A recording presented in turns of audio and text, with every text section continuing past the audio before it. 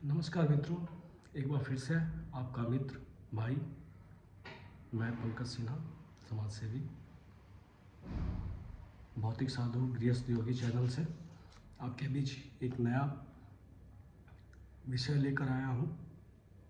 आज का विषय रहने वाला है एनजीओ क्या है, इसका पंजीकरण कैसे किया जाता है, इसका लाभ कोई व्यक्ति अपने आप को बढ़ाने के लिए, समाज में समाज कल्याण संबंधित कार्यक्रमों को करने के लिए कैसे संपादित कर सकता है, उसी के विषय में चर्चा करते हैं।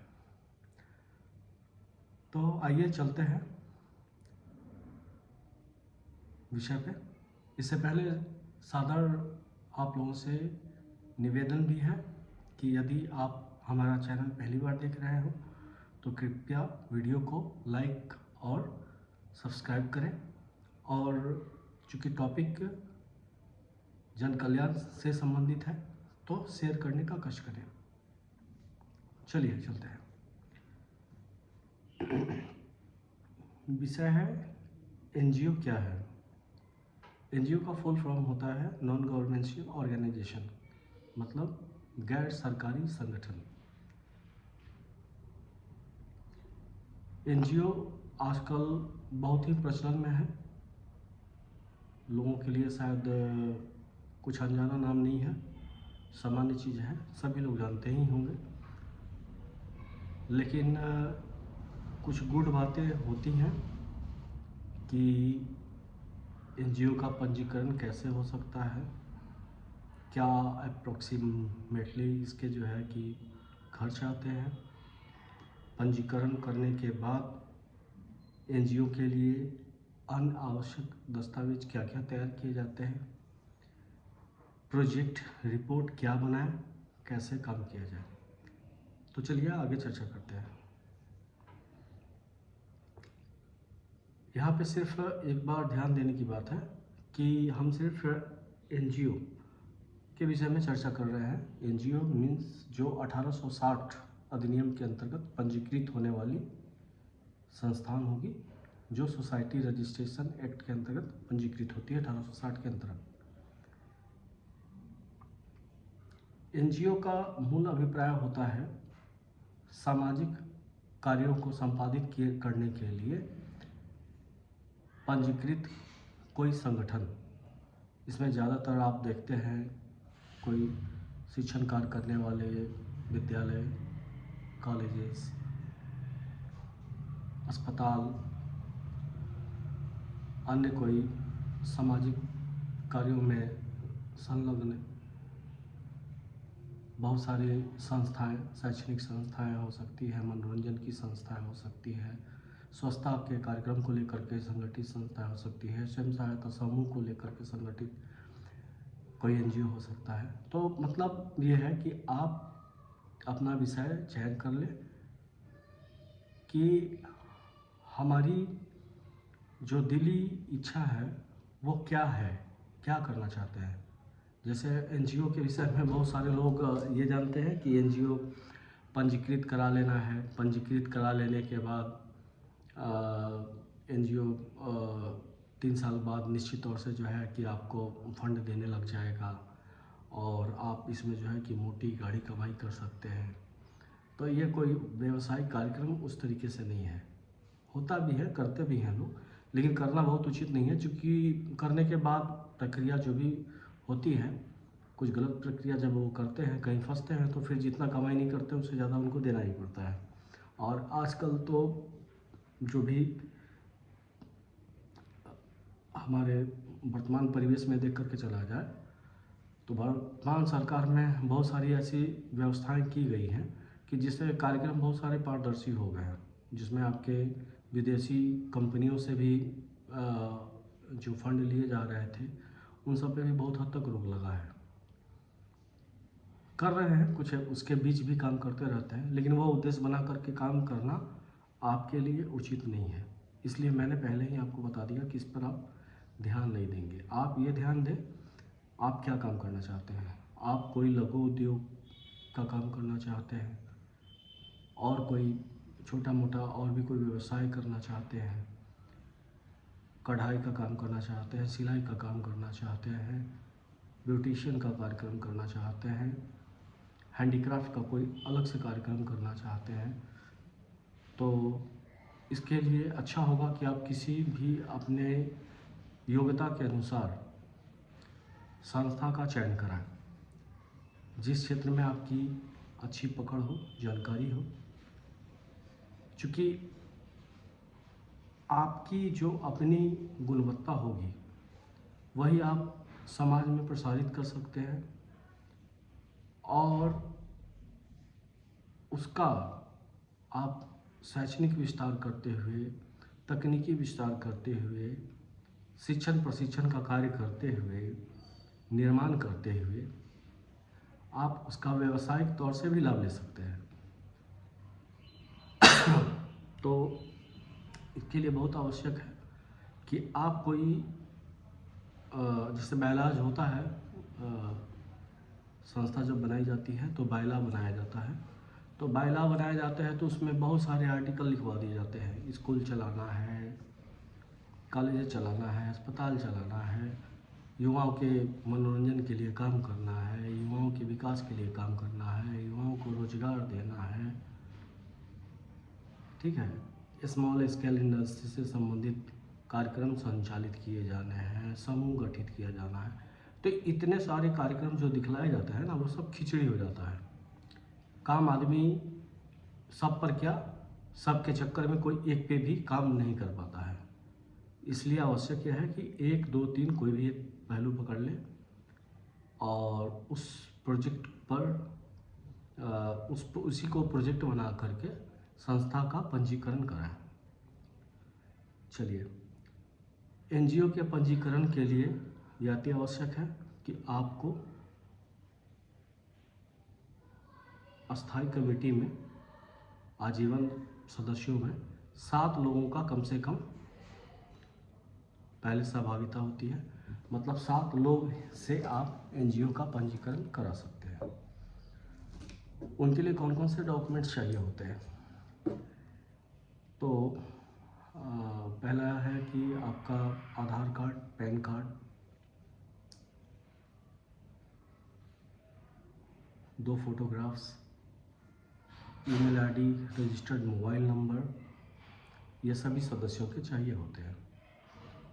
दूसरा, आज के समय में चूँकि जो भी एनजीओ पंजीकृत होता है उसका प्रारूप पहले ऑनलाइन ही फीड कराया जाता है। तो इसमें यह है कि पहले जैसे क्या होता था कि एनजीओ बनाना है, कागज़ में बन जाता था, कार्यालय का कोई अता पता नहीं है, दे दिया जाता था, हो या ना हो। आज के लिए आवश्यक है कि जो संस्था के अध्यक्ष हैं, संस्था के जो सचिव हैं, ये 2 लोग ही महत्वपूर्ण होते हैं, महत्वपूर्ण पद इन्हीं का माना जाता है।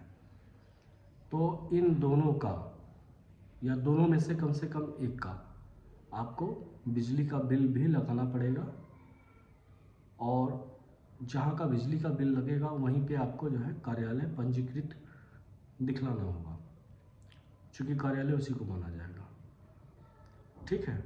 तो आप इसमें जैसे 1500 2000 का जो भी होता है, अभी मतलब कंफर्म नहीं बता पाऊँगा, लगभग जो है कि सरकारी रसीद कटता है और आप लगभग 20 से 25 दिन इंतज़ार कर लें। उसके बाद यदि किसी तरह की कोई उसमें आपत्ति नहीं आती है तो आपकी संस्था पंजीकृत हो जाती है। अब उसके बाद आप आगे की कार्रवाई कर सकते हैं। तो आगे की कार्रवाई आप क्या करेंगे? इसके बाद आपके लिए बहुत आवश्यक होगा कि संस्था को संस्था का पहले आप पैन कार्ड बनवाएं, तत्काल अप्लाई करवा लें। अगर उसका नोटिफिकेशन पहले भी आ जाता है, एक्नॉलेजमेंट नंबर आ जाता है तत्काल, चूँकि आजकल तो जो है कम समय लगते हैं, एनएसडीएल पे बन जाता है।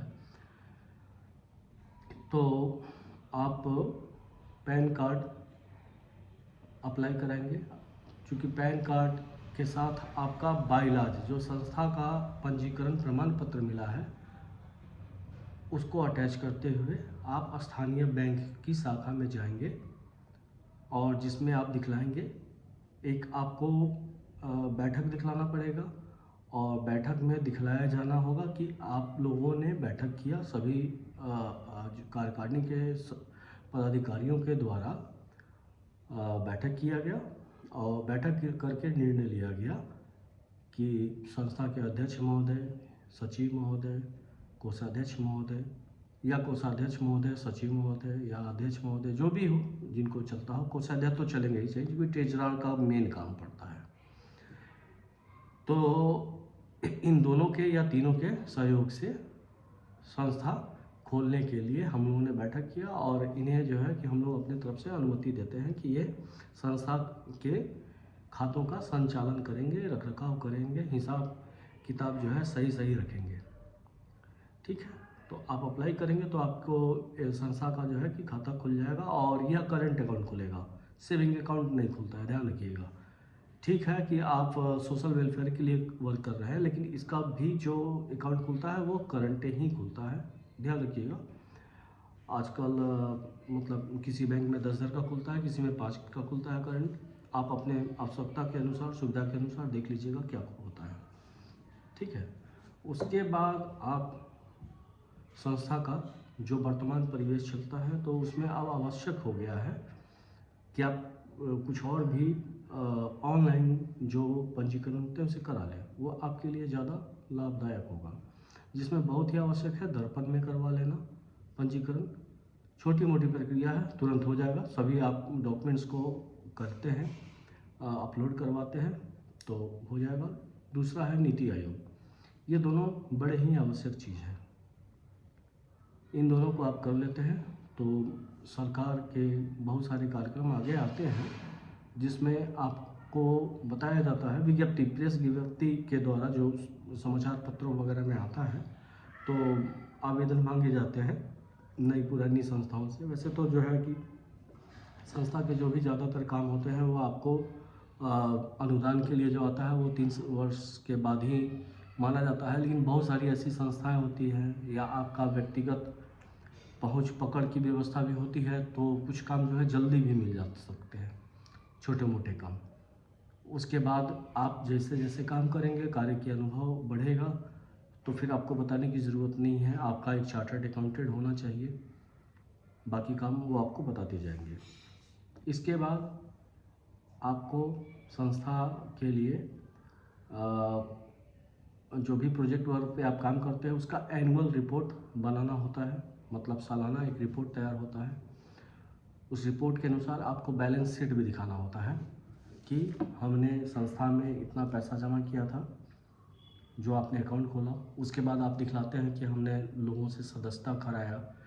कुछ लोग से आप सदस्यता के तौर पे पैसा भी लेते हैं, जिसमें आपके आजीवन कुछ सदस्य बनते हैं, कुछ आपके जो है 5 वर्षीय सदस्य बनते हैं, कोई वार्षिक सदस्य बनता है। सबका अलग अलग शुल्क होता है। आपके बाइलाज के ऊपर जो आप लोग तय करते हैं उसके अनुसार जो है वो शुल्क देते हैं, तो उसको आप मेंटेन करवा लेते हैं इसमें। तो वही चीज़ आपको बैलेंस शीट में भी दिखलाना होता है।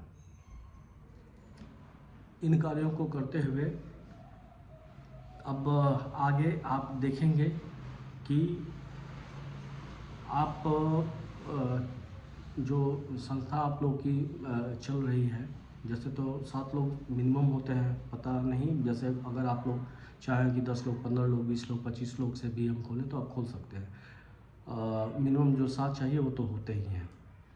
तो जैसी आप लोगों की आपकी अपनी टीम की अनुमति होती है, सहमति होती है, तो उसके अनुसार आप कोई भी काम आगे कर सकते हैं।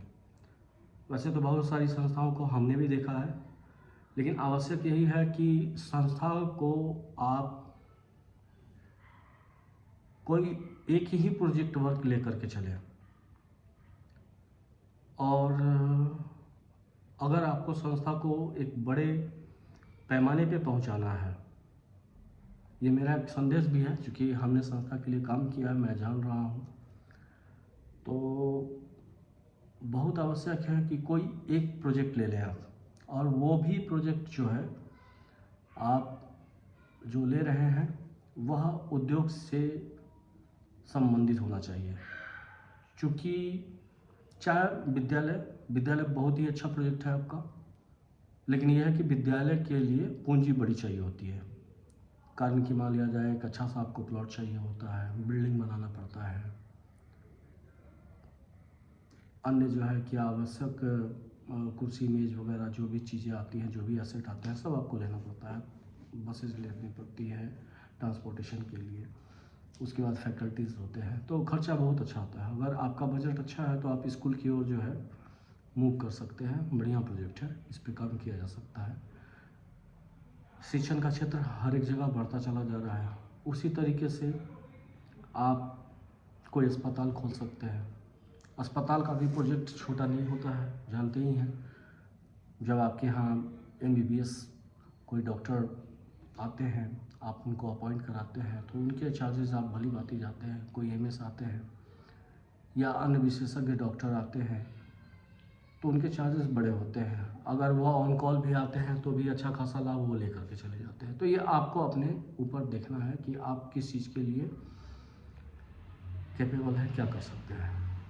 और यदि आपके पास पूंजी नहीं है, 7 लोग, आप लोग, 10 लोग मिल करके काम कर रहे हैं, बहुत कम पूंजी है, तो छोटी छोटी पूंजी को आप लोग मिला सकते हैं। जैसे मान लिया जाए कि हो सकता है कि एक आदमी ₹1,00,000 जमा कर सकता है, एक आदमी 50,000 जमा कर सकता है, एक आदमी 5 लाख जमा कर सकता है, एक आदमी जो है 20,000 जमा कर सकता है।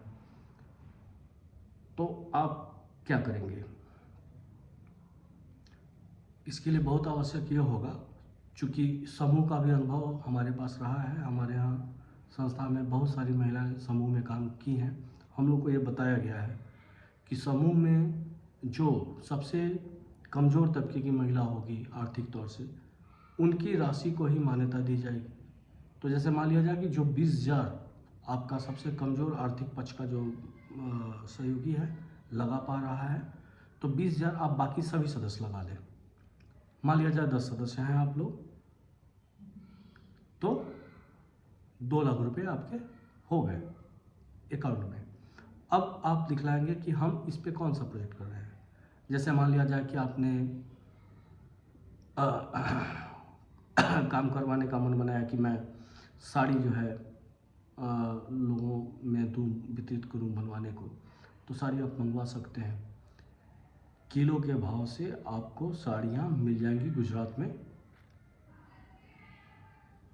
कलकत्ता में भी मिल जाता है, मुंबई में भी बहुत सारे ऐसे सेक्टर हैं जहाँ से मिल सकता है, कर्नाटका में भी उपलब्ध हो जाएगा।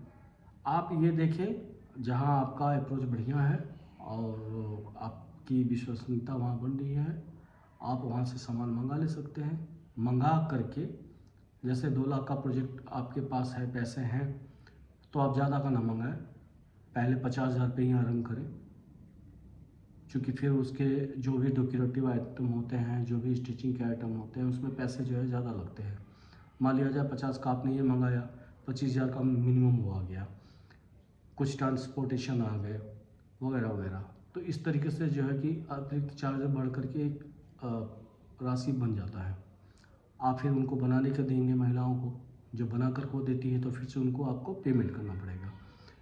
और उस चीज़ को जब आप, जैसे मान लिया जाए कि अब आपको सब पेमेंट वगैरह करते हुए अगर 1 लाख की पूंजी बैठ जाती है, तो 1 लाख तो आपका बचा रहा। अब जैसे ही सामान आपका आता है, वैसे या आने के पहले ही आप पुनः जो है कि ऑर्डर करते हैं 50,000 का, मंगवा लें बाहर से, और इधर जो सामान आया है इसको आप वितरित करने के लिए एक अलग समूह बनाए रखें। महिलाएं करें, पुरुष करें, जो भी करता हो। और यदि संभव हो तो संस्था में जो आप साधारण सदस्यों को बना रहे हैं, जिन लोगों को, उनको आप मार्केटिंग के कार्यों में लगाएं। मार्केटिंग एक बड़ा सेक्टर है समाज कल्याण के क्षेत्र में। देखा जाए तो जब आप किसी को रोजगार से जोड़ते हैं तो उससे बड़ा कोई समाज का कल्याण का काम नहीं होता है। रोजगार से जोड़ना, शिक्षा से जोड़ना, स्वास्थ्य से जोड़ना, यही तो महत्वपूर्ण होता है। तो आप इस तरीके से काम कर सकते हैं। यदि आपको लगता है कि मैं कोई और भी दूसरा काम कर सकता हूं, तो आप तय कर लें कि आपको क्या करना है, लेकिन प्रोजेक्ट आप इसी तरीके से बनाएं और जितने पैसे आपके पास संग्रहित हो रहे हैं उसका 1/4 ही आप लगाएं तो बेहतर होगा। बाकी तो खैर आप लोग काम कर रहे हैं, सब लोग समझदार ही हैं। हमने जो अपना अनुभव प्राप्त किया है मैं आपके साथ शेयर कर रहा हूँ। बाकी भगवान सबका भला करे। इसी के साथ धन्यवाद, नमस्कार।